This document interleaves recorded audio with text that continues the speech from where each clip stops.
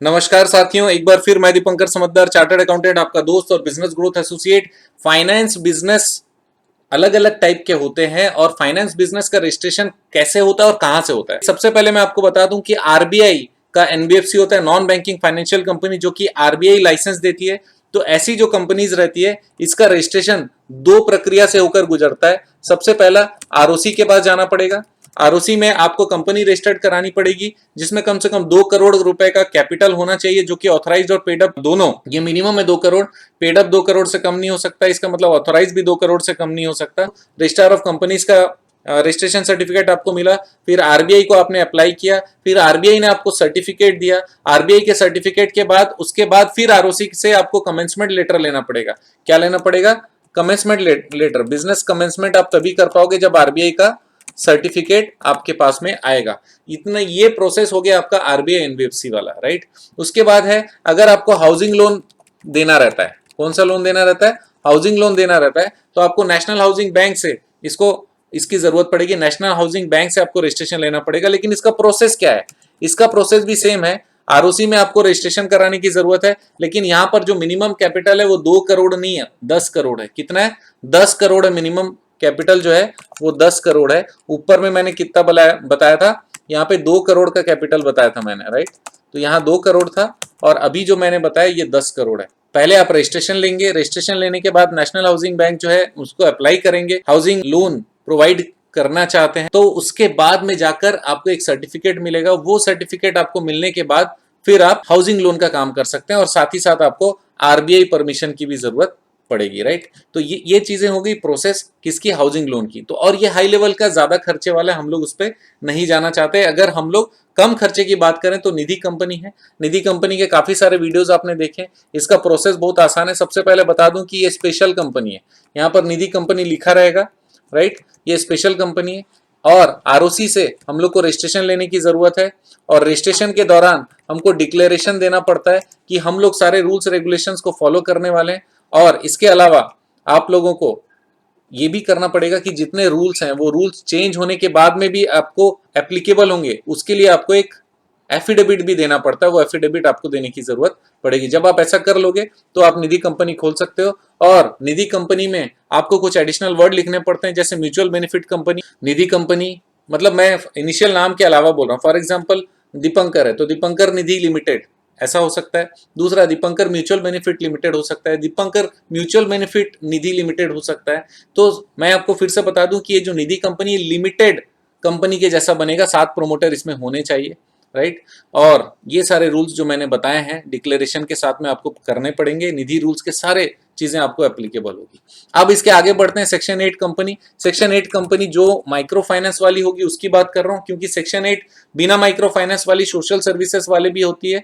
लेकिन हम लोग किसकी बात कर रहे हैं? सेक्शन 8 कौन सी बात कर रहे हैं? माइक्रो फाइनेंस वाली। तो अगर हम लोग माइक्रो फाइनेंस की बात करेंगे तो उसके लिए क्या करना पड़ेगा? सबसे पहले हम लोग को नेम अप्रूवल लेना है। क्या लेना है? प्रोसेस में मैं आपको यहाँ पे लिख दे रहा हूँ। एक तो नेम अप्रूवल लेना पड़ेगा।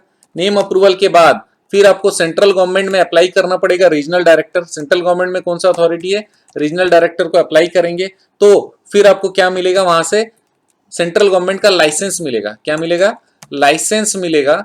और लाइसेंस मिलने के बाद आपको फिर अप्लाई करना पड़ेगा आरओसी में। फिर आरओसी आपको क्या देगी? रजिस्ट्रेशन सर्टिफिकेट देगी। क्या देगी? Registration certificate. इतनी प्रोसेस को आपको फॉलो करना पड़ेगा। अब मैं एक बार फिर से आपको बता दूं कि सेंट्रल गवर्नमेंट के लाइसेंस के बिना अगर आपने कंपनी बनाई तो भी ये वाला वैलिड नहीं होने वाला। इसके बाद है, यहां तक आगे कंपनी वाली बात। अब ये चारों जो मैंने बताई ये कंपनी है। कंपनी फॉर्मेशन के लिए क्या करना पड़ता है और डॉक्यूमेंट क्या लगते हैं, मैं उसके बारे में थोड़ा सा बता देना चाहता हूं आपको। यहाँ पे थोड़ा सा इसके डॉक्यूमेंट के बारे में बात करूं।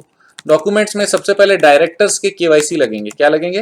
डायरेक्टर केवाईसी, चाहे वो आधार हो, पैन हो, आपका पासपोर्ट हो, ड्राइविंग लाइसेंस हो, ये सारे चीज डायरेक्टर के केवाईसी में आएंगे। डायरेक्टर के केवाईसी के अलावा लेटेस्ट बैंक स्टेटमेंट लगेगा। क्या लगेगा? लेटेस्ट बैंक स्टेटमेंट लगेगा। लेटेस्ट मतलब 1 महीने का भी निकाल लोगे तो भी चलेगा। इसके अलावा क्या चाहिए? इसके अलावा जिस जगह पे आप रजिस्टर्ड ऑफिस बनाने वाले हैं वहां का रेंट एग्रीमेंट चाहिए।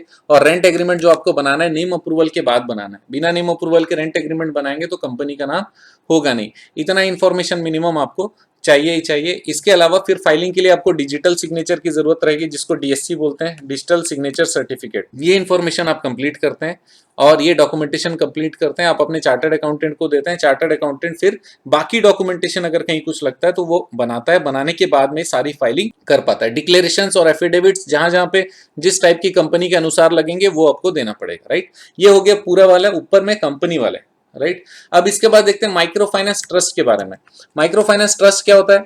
ये स्टेट गवर्नमेंट का कंसेप्ट है। कहां का कंसेप्ट है? स्टेट गवर्नमेंट का कंसेप्ट है। और स्टेट गवर्नमेंट अलग अलग स्टेट में जो माइक्रो फाइनेंस का जो ट्रस्ट का एक्ट होता है, इसका मतलब अलग से माइक्रो फाइनेंस ट्रस्ट एक्ट नहीं होगा, केवल ट्रस्ट एक्ट होगा। वो ट्रस्ट एक्ट में कहीं से एप्लीकेबल है क्या, ये आपको चेक करना पड़ेगा कि माइक्रो फाइनेंस का काम कर सकते हैं कि नहीं कर सकते हैं। अगर कर सकते हैं तो फिर वहां पर भी आपके ट्रस्ट के रूल के अनुसार आपको डॉक्यूमेंटेशन सबमिट करना पड़ेगा। डॉक्यूमेंट सबमिट करने के बाद उनको सारे प्रोजेक्शन देने पड़ेंगे, आपको सेटिस्फाई करना पड़ेगा, तब आपके उस ट्रस्ट की रजिस्ट्रेशन होती है। ट्रस्ट का रजिस्ट्रेशन कहां से लेना पड़ता है? ट्रस्ट के लिए अलग से ऑफिस होती है या तो स्टेट में, और जिस स्टेट में ट्रस्ट के लिए अलग से ऑफिस नहीं है वहां पर जो जुडिशियरी है, डिप्टी कलेक्टर रेंज के ऑफिसर होते हैं, उनके पास जाकर रजिस्ट्रेशन कराया जा सकता है, राइट। तो ये रजिस्ट्रेशन हमको कराने की जरूरत कहां पे पड़ेगी? डिप्टी कलेक्टर रैंक के जो ऑफिसर हैं वो चार्ज में रहते हैं, अगर अलग से ट्रस्ट का ऑफिस नहीं है उस स्टेट में, उस कंडीशन में, राइट। इसके अलावा मैं आपको बता दूं कि जो सोसाइटीज होती हैं, सोसाइटी मतलब जो सोसाइटीज एक्ट के तहत होते हैं। कौन से एक्ट के तहत? सोसाइटी एक्ट के तहत होते हैं, राइट, जिसको आप लोग एनजीओ बोलते हो और मैं एनपीओ बोलता हूं, राइट। तो वो सोसाइटी में भी अगर सोसाइटी एक्ट ये बोलता है कि माइक्रो फाइनेंस का काम किया जा सकता है, उस एक्ट में अगर ऐसा कोई परमिशन है और आप रजिस्ट्रार से बात कर लेते हो, तो भी आपको सेम ट्रस्ट के जैसे ही सारे डॉक्यूमेंट अपने डायरेक्टर बोलना चाहिए, या ट्रस्ट है तो ट्रस्टी होगा, सोसाइटी वाले हैं तो मेंबर्स हो जाएगा। तो मेंबर्स के सारे डॉक्यूमेंट्स जितने मेंबर्स के लगेंगे वो आपको जमा करने पड़ेंगे। आजकल ऑनलाइन फाइलिंग हो गई है काफी सारे स्टेट में, तो ऑनलाइन आप फाइल करेंगे। फाइल करने के बाद में वहां से अप्रूवल आएगा। ध्यान रखिएगा आपके मेमोरेंडम में या आपके नियमावली में, चाहे वो ट्रस्ट हो चाहे सोसाइटी हो, एकदम क्लियर लिखा हुआ रहना चाहिए कि आप माइक्रो फाइनेंस का काम कर सकते हो या फिर छोटे छोटे फाइनेंस का काम कर सकते हो। ये नियमावली जिसको हम लोग मेमोरेंडम बोलते हैं, ये बहुत इंपॉर्टेंट होता है, याद रखिएगा, क्योंकि यही हम लोग को हर जगह पे बैंक खाता खोलने से लेके सब जगह पर काम आएगा। फिर वो सर्टिफिकेट जो मिलेगा वो अपने जगह है, राइट। नेक्स्ट है credit cooperative society. Credit cooperative society के लिए कोऑपरेटिव सोसाइटी एक्ट एप्लीकेबल होता है। ऊपर में केवल सोसाइटी एक्ट था, यहाँ पर जो मैंने बताया आपको ये क्या है? केवल सोसाइटी एक्ट है।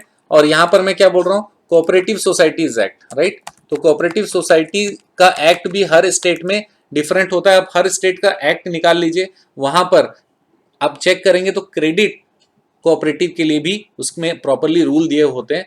अच्छा, इसके लिए लगेंगे क्या डॉक्यूमेंट? जितना मिनिमम नंबर ऑफ मेंबर की जरूरत होगी वो आपको लगेंगे। फॉर एग्जांपल छत्तीसगढ़ में 100 प्लस मेंबर की जरूरत है, तो 105 मेंबर हम लोग नॉर्मली रखते हैं, राइट। और भी काफी सारे रूल स्टेट के अनुसार चेंज हो जाते हैं, राइट। तो जितने लोगों का केवाईसी चाहिए, केवाईसी देना है, बैंक स्टेटमेंट की कॉपी देना है तो वो देना है।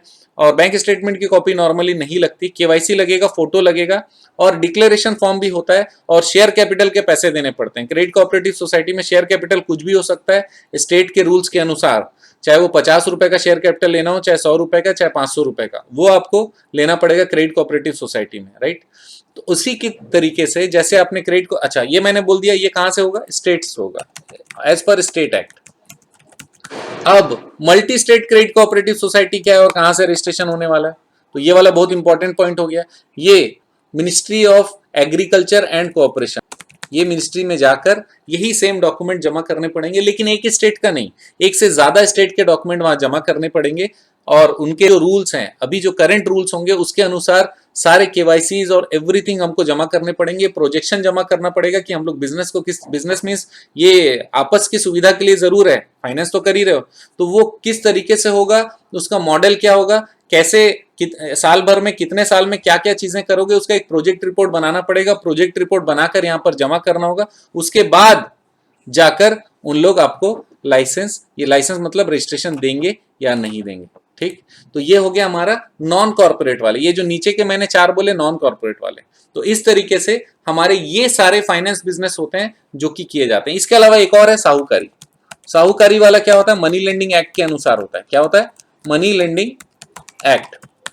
ये हर स्टेट का मनी लेंडिंग एक्ट अलग है, आरबीआई का मॉडल मनी लेंडिंग एक्ट अलग है, तो उसके अनुसार स्टेट का मनी लेंडिंग एक्ट होता है और वहां पर रजिस्ट्रेशन की ऑफिस होती है। वहां पर आप सिंगल व्यक्ति जाओ या फिर आप एज ए पार्टनरशिप फर्म जाओ, या फिर उस स्टेट में जो जो चीजें, जो जो एंटिटी को अलाउड है रजिस्ट्रेशन लेने का, वो सारे जाकर अपना रजिस्ट्रेशन ले सकते हैं और अपना काम कर सकते हैं। उसके लिए रजिस्ट्रार अलग से होता है नॉर्मली, अदरवाइज तहसील ऑफिस में जाने से सारा डिटेल मिल जाता है कि कौन रजिस्ट्रेशन अथॉरिटी है। और इसके बारे में, ये सारे रजिस्ट्रेशन के बारे में अलग से जानकारी मेरे अलग अलग वीडियोस में दिए हुए हैं, तो आप वीडियो में जरूर पहुंचिए और सारे वीडियोस चेक करिए, आपको सारी जानकारी मिल जाने वाली है। कमेंट करेंगे तो आपके रिक्वायरमेंट का सारा आंसर हम जरूर देने वाले हैं। तो दोस्तों बने रहिएगा मेरे साथ, आप जानते हैं मेरा मिशन है हमेशा आप लोगों की मदद करना और समय पर सारी जानकारी देना। बहुत बहुत धन्यवाद, आपका दिन जबरदस्त हो।